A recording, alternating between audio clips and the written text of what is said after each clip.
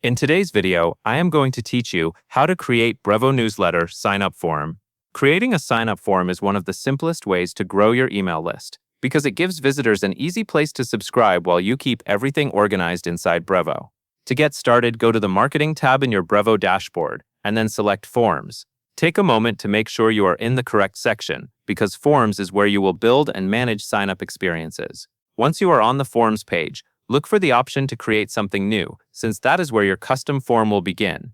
Next, click on the Create a New Form option and choose a form name. This name is for your reference in Brevo, so you can select something that clearly reminds you what this form is for. A good name helps you stay organized later, especially if you plan to create multiple forms for different newsletters or different parts of your website. After that, you will use the drag-and-drop builder to customize your form layout, colors, and fields. This is the part where you shape the subscriber experience. As you work, pay attention to the fields you add, such as first name and email. The email field is especially important because that is the information Brevo uses to identify and contact subscribers.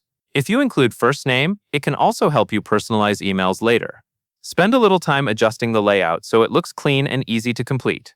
Also, use the color and styling options to match your brand because a consistent look builds trust and can improve form completion. Now that your form fields are set up, you will choose the list where new subscribers will be added. This step matters because it determines where these signups go inside Brevo.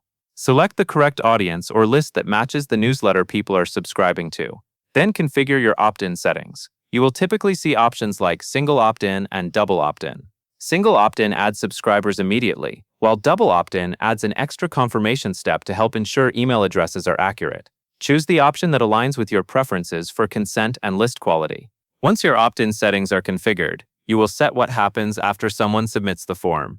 You can choose to display a success message, or you can redirect the user to a custom thank you page.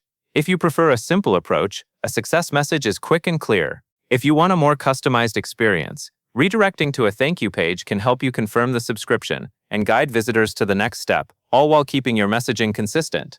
When you have completed the setup and you are happy with how everything looks and behaves, click Save and then select Activate. Saving ensures your changes are stored, and activating turns the form into something you can actually use. Take a moment here to confirm that the form is active, because that is what allows visitors to submit successfully. Finally, you need to place the form on your website. Once the form is ready, copy the generated HTML code or use the provided link to share the form on your site.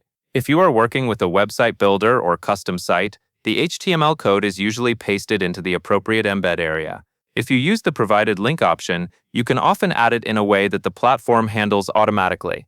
As you place it, make sure the form appears where you want it and that submissions work as expected. And that covers everything you need to know, and that is all there is to it.